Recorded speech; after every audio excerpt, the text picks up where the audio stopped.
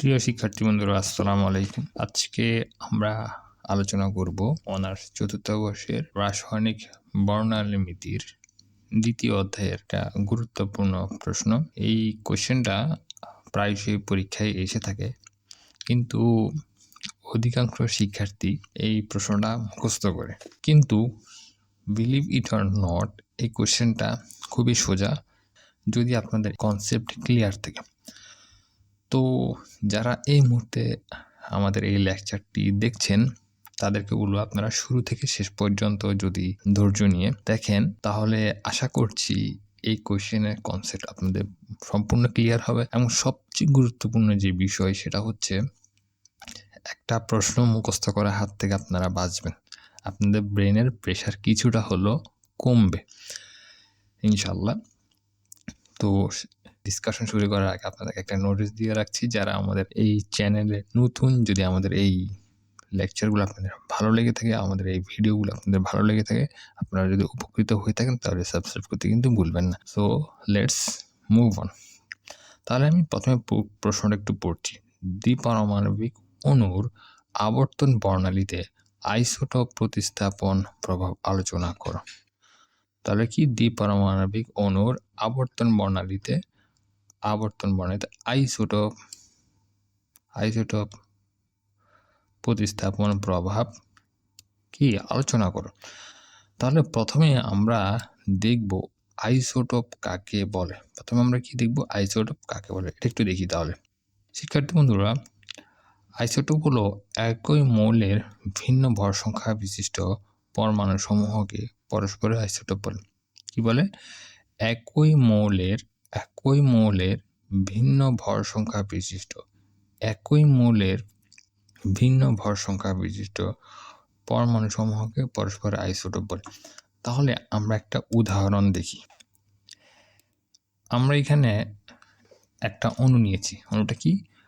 Carbon monoxide. অণুটা হচ্ছে কি?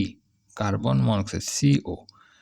এখানে আমরা নিশ্চয়ই দেখতে পাচ্ছি কার্বনের ভর কত? 12। আর এখানে কত?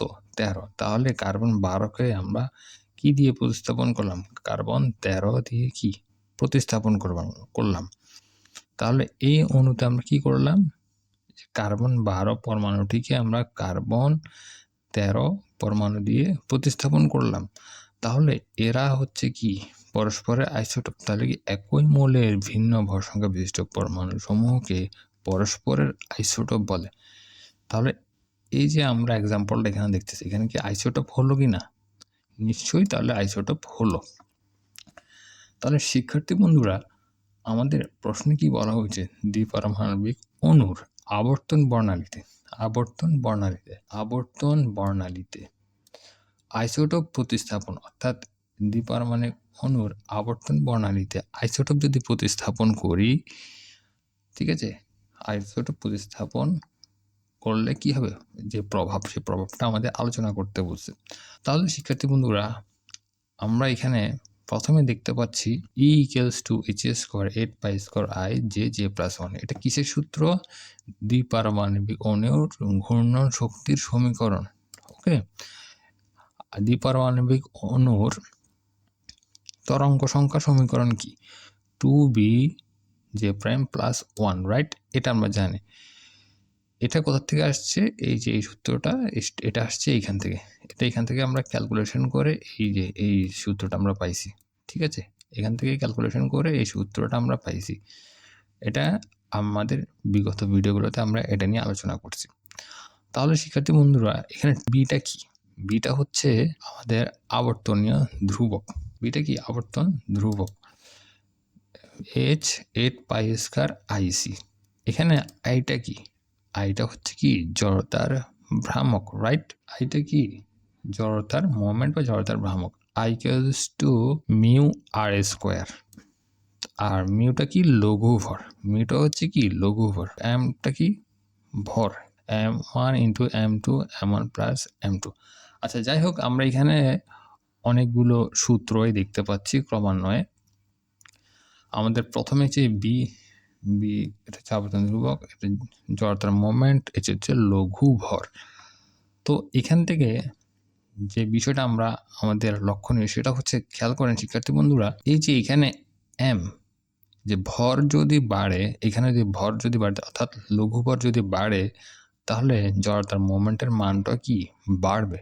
জড়তার মোমেন্টটা যদি বাড়ে তাহলে b এর মান কি কমবে, কারণ b এবং i এর সম্পর্কটা কি ব্যস্তানুপাতিক। তাহলে i এর মান যদি বাড়ে তাহলে b এর মান কি কমবে, তাই না? তাহলে খেয়াল করেন, b এর মান যদি কমে তাহলে তরঙ্গ সংখ্যার মান কি কমবে। তরঙ্গ সংখ্যার মান যদি কমে তাহলে এনার্জিটাও কি কমবে। তাহলে আমরা একটু দেখি শিক্ষার্থী বন্ধুরা, দেখেন তাহলে আমাদের কার্বন 13 এর জন্য আমরা পাবো, লিখলাম কি বি প্রাইম এবং কার্বন 12 এর জন্য বি। ঠিক আছে, আবর্তনীয় দ্রবক দুইটার জন্য দুইভাবে নিয়ে নিলাম। কিভাবে আমরা এটা পেলাম? এখান থেকে ভর থেকে আমরা ক্রমান্বয়ে আমরা আবর্তনীয় ধ্রুবক দুইটা ডিফারেন্স পাচ্ছি। এখানে আরেকটা গুরুত্বপূর্ণ বিষয় হচ্ছে, এখানে ভর যদিও চেঞ্জ হচ্ছে কিন্তু আমাদের কি হবে, আমাদের এখানে ডিস্টেন্স কিন্তু সেম থাকবে, অর্থাৎ বন্ধন দৈর্ঘ্য কিন্তু সেম থাকবে। তাহলে আমরা লিখতে পারি b greater than b prime, লিখতে পারি না এটা? এখান থেকে আমরা একটা সমীকরণ এখানে দাঁড় করাতে পারি। সমীকরণটা যদি আমরা দাঁড় করাই তাহলে কি, এখানে আমরা যদি কাটাকাটি করি তাহলে i prime by i, mu prime by mu. এখানে যেহেতু আমাদের, আমি আগেই বলছি যে বন্ধন দৈর্ঘ্যের এখানে কোনো পরিবর্তন হয় না, আইসোটোপ প্রতিস্থাপন করলে বন্ধন দৈর্ঘ্য পরিবর্তন হয় না। সেই কারণে কি আর স্কোয়ার কাটা গেছে, মিউ প্রাইম এবং মিউটা কি রয়ে গেছে। তাহলে এখান থেকে আমরা একটা সম্পর্ক পাচ্ছি শিক্ষার্থী বন্ধুরা। এই সম্পর্ক থেকে আমরা কি নির্ণয় করতে পারি? এই সম্পর্ক থেকে আমরা কোন একটা আইসোটোপের অজানা পারমাণবিক ভরটা কি নির্ণয় করতে পারি। বুঝতে পারছেন শিক্ষার্থী বন্ধুরা? এই যে সম্পর্ক থেকে আমরা অনেক কিছু আমরা কি ক্যালকুলেশন এখানে করতে পারতেছি। আমরা এখান থেকে জড়তার ভ্রামক নির্ণয় করতে পারতেছি, জড়তার ভ্রামক বা জড়তার মোমেন্ট নির্ণয় করতে পারতেছি আমরা এখান থেকে, আবর্তনীয় ধ্রুবকের মান নির্ণয় করতে পারতেছি। তবে এই যে আমরা এখানে আলোচনাগুলো করলাম, এই আলোচনার মূল প্রতিপাদ্য বিষয়টা হচ্ছে, শিক্ষার্থীরা খেয়াল করেন, এই যে আমাদের তরঙ্গ সংখ্যার মান যদি কমে তাহলে এনার্জি কমবে, তরঙ্গ সংখ্যার মান যদি বাড়ে তাহলে এনার্জি বাড়বে। তাহলে যেহেতু এখানে আমাদের কার্বন 13 এর জন্য কি হবে, কার্বন 13 এর জন্য আমাদের এই মিউ এর মান বাড়বে, লঘুভর বাড়লে আই এর মান বাড়বে, আই এর মান বাড়লে বি এর মান কমবে। এই যে বি প্রাইম, এটাকে আমরা বি প্রাইম দিছি, কার্বন 13 জন্য বি প্রাইম,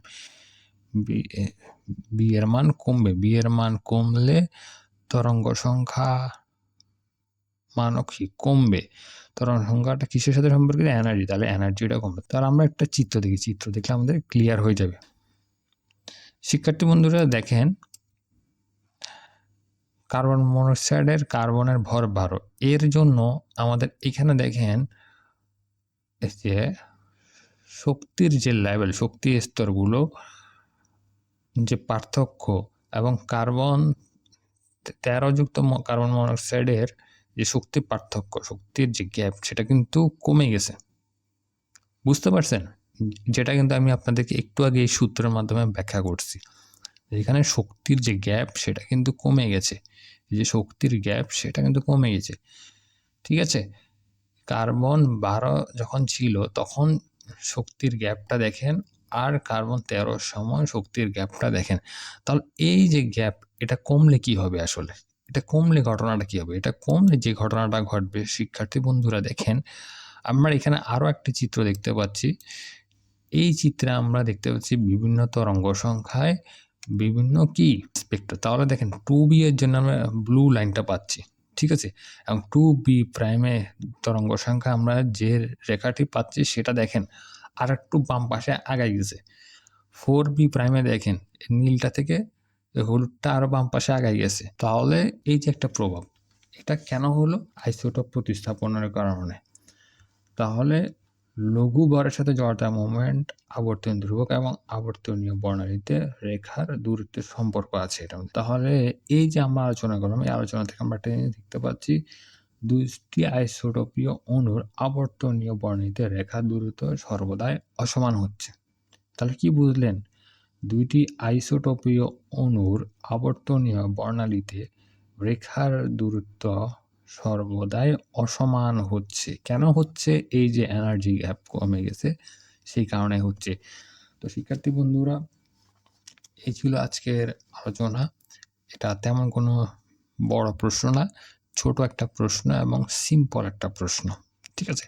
যদি এই কনসেপ্টটা আপনাদের ক্লিয়ার থাকে, তাহলে আপনারা ইজিলি অ্যান্সার করতে পারবেন। তো আমাদের ভিডিওগুলো যদি আপনাদের ভালো লেগে থাকে, আবার বলছি সাবস্ক্রাইব করে আমাদের সাথে থাকবেন। আসসালামু আলাইকুম ওয়া রাহমাতুল্লাহি ওয়া বারাকাতুহু। দেখা হচ্ছে আপনাদের সাথে পরবর্তী কোনো ভিডিওতে।